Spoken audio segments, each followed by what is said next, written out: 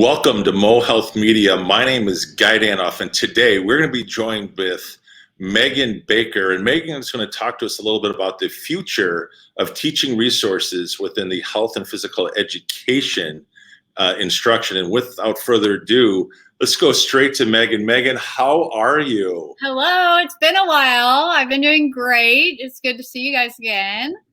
It's awesome. This is obviously our new set, our new production. I know it's a little different than maybe you're used to. And I guess we'll just get this out of the way to start with. Most people obviously probably know you as one half of Spaker Spot. And we're going to be talking about that a little bit later. But today we really want to focus on let's talk about you and your background, because we really want to unpack what's going on in your world as a teacher. And for those who may not know, Megan is a 13-year veteran, and I'll put this on the screen for everyone. But she's been in the business quite some time, and it's really exciting as she's been a secondary PE veteran. I know you spent 4 years in high school. That would leave 9 for middle school. You're there in the Belton School District, which is near Kansas City area, for those who may not know.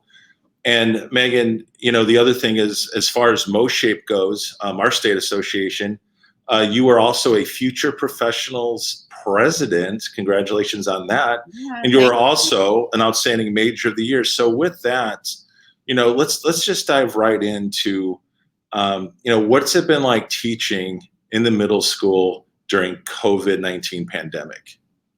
Yeah, I mean, fortunately for us, we have been in person since the very beginning.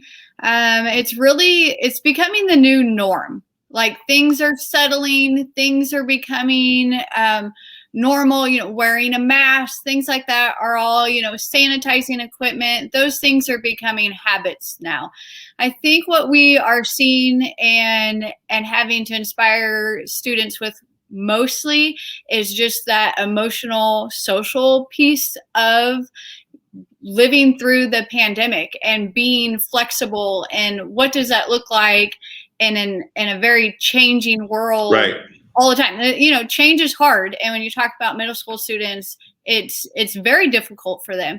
So being able to handle that on top of just the social emotional baggage that comes with it has been really, really important. That's why I'm excited to be a part of everything that MOSHAPE is doing and beyond, because it's just incredible what they are bringing and the resources they have, not only for students, but teachers and parents and the community. So it's just blowing up our role, and it's going to be fantastic. Absolutely. And speaking of that, let's talk about your new role. This is what we want to talk to you about. Is you decided to join on the committee of Health Moves Minds, led by Christy Berry. And you know that team very well, with Anna Forsalito, Terry Garner, Kyle Salvo. And, I'm kind of like a pseudo, if you would, because I help them with obviously the promotion. But it's really an amazing team. And I just want to get your thoughts on, first of all, why did you want to, join this particular committee? And then really, what are some of your expectations moving forward with this amazing group of people? Yeah, I mean, what an incredible group to be able to pull resources and have the opportunity to have input with Christy and Anna and Terry and Kyle. I mean, that is as all-star of a group that you can get. And it was so, I'm just grateful for the opportunity to be in like the same room as them, but to have input with them and Health Moves Minds, what it brings to students and the community is just overwhelming. And I know my school in particular is just really excited. It brings lessons and activities and community building, which is huge right now, especially in COVID, being able to connect students outside of the classroom. So to inspire healthy habits, we get to help kids thrive physically and emotionally, to fuel active minds. I mean, our school is running with it, and we're taking it to a school-wide program, not just in the P program. And I think you're going to see more of that, where Health Moves Minds was designed for PE teachers. It has a flexible fundraising piece to help with that. But as we've seen the COVID changes, I think we're going to see it become bigger and bigger in schools, where it's not just in the PE classroom anymore. It is school wide. So that's really exciting to be involved with and bring it to even a higher stage, which it deserves, because it is such an amazing program. Absolutely. And Megan, with that, we had the opportunity not too long ago, actually in November, we had Michelle Carter as one of our featured speakers during the MOSHAPE virtual convention. And one of the things that, she shared with us in her session was about how they pivoted from 2 years ago to this past year, making it a lot more about SEL and even a little bit on the WISC model. I was wondering maybe if you could react as to why that SEL component is so important, especially for someone like you who's teaching middle schoolers. Yeah, it really is. And that SEL piece of it, and kind of what we talked about, learning to deal with change, learning to deal with the social emotional piece of it is really prominent.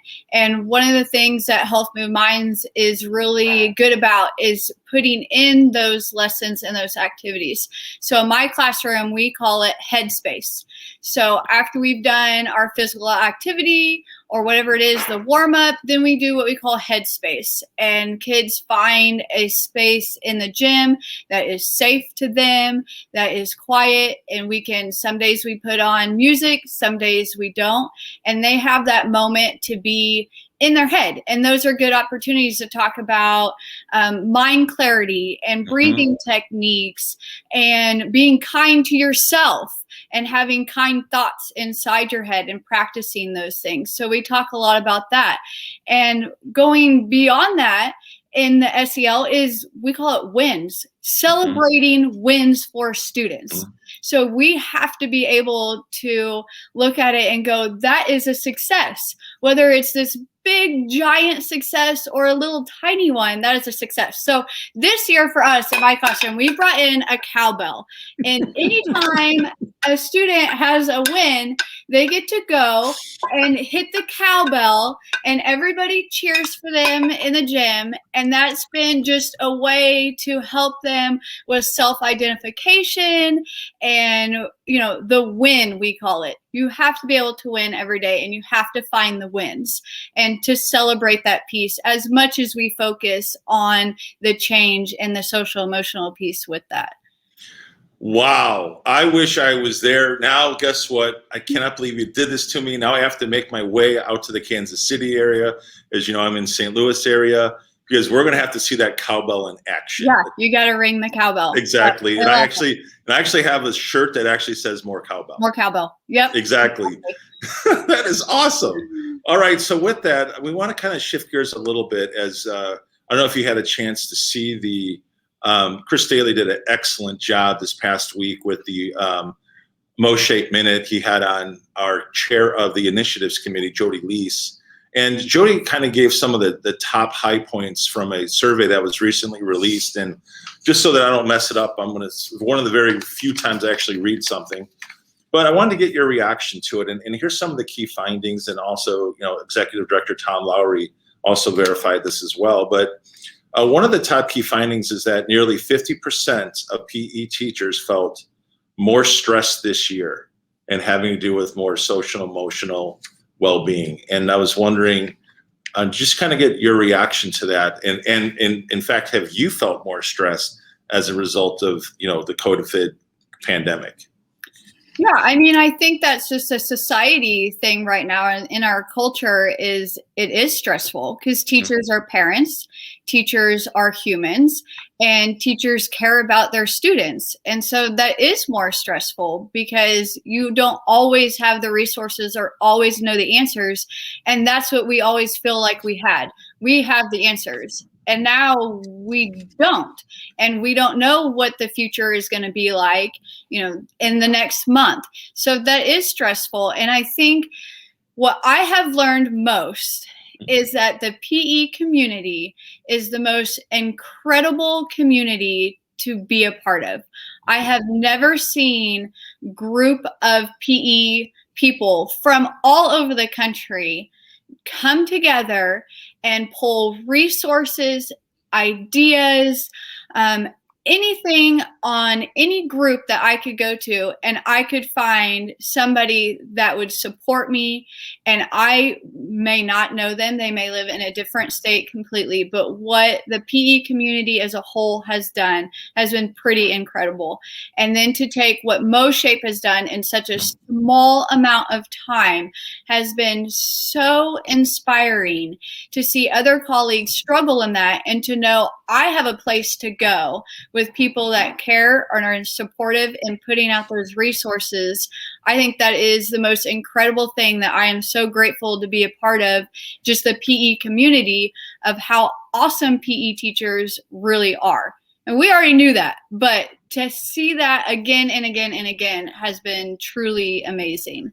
So Megan, to that point, I couldn't agree with you more. I'll be honest. It's the community that we have, the phys ed community is absolutely amazing. And with it, here's another second finding that we found, again, this was reported by Jody this week, is that many were very fearful and actually shared during the survey how little or zero skills they had with using the virtual environment. And however, then follow-up question came out, this was pretty cool, is that although many did feel, though, that they were happy to gain the skill set because they saw the value of having physical education online. I was wondering if we could get your reaction to that and how maybe you've dealt with the online component.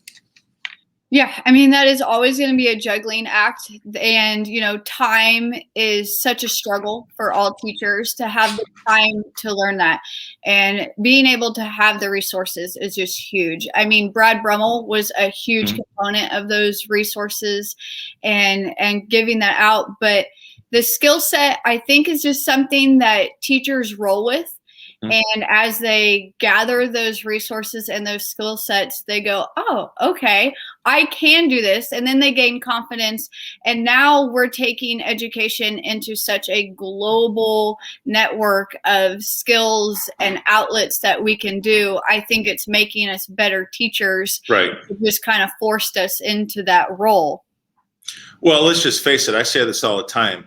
No one in their major curriculum was being taught how to teach online.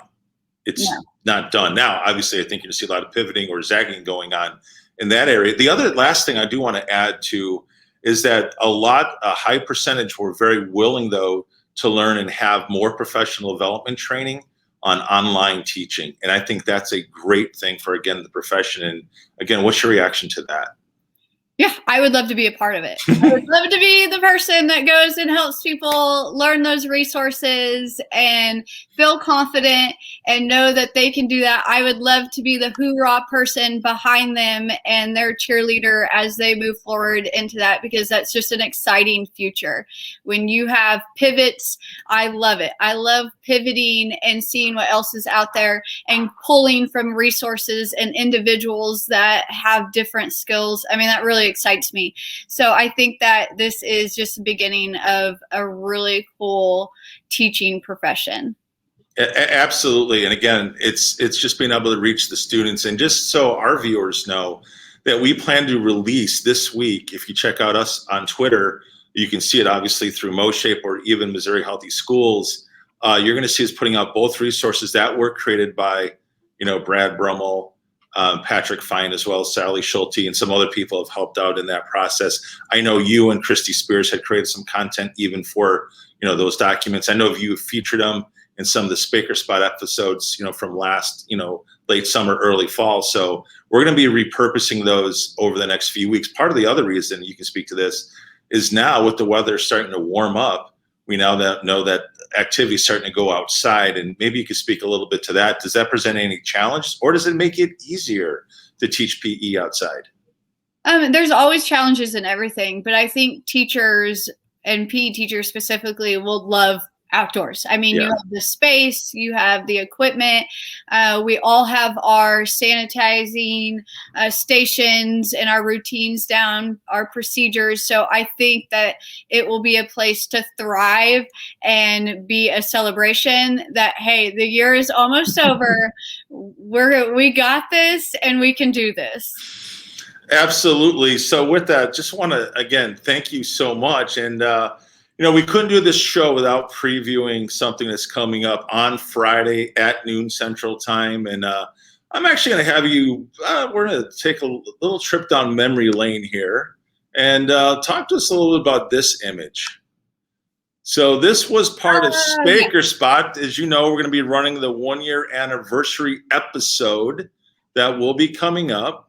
And I was wondering if you, this Friday at noon, I was wondering if you could maybe speak to what was going on here and why does it look like you have pie in your face? Yeah, okay, this was Spaker Games. This is where Spears and I just kind of thrive.